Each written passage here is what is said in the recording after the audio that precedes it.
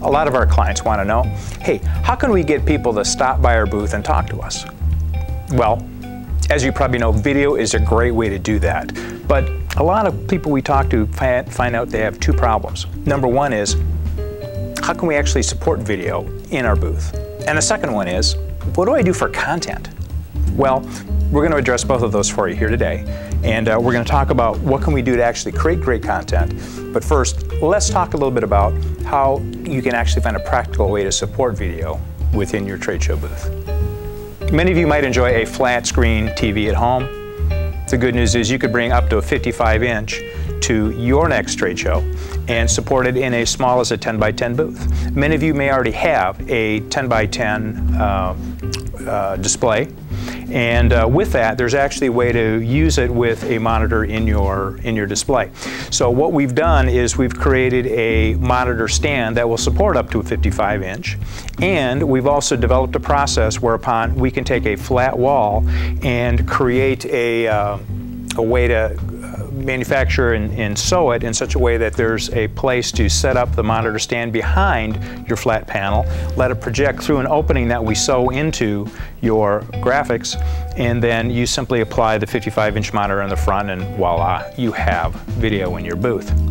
If you don't have a flat panel back wall, or you're looking to do something different, you can actually take the monitor stand and put it in front of the display.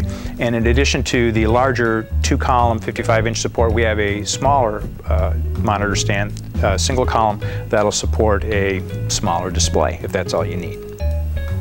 Now that you see that you have some different options for providing video equipment in your booth, like my friend here on the single column mount, let's talk about how you can actually deliver some content. And it's really pretty simple. 3 things I wanted to cover with you real quick. Number one, think about frequently asked questions, right? What do people want to know about your product? Talk to your salespeople, get an idea, what do people routinely ask them, and use that as the basis for creating some videos.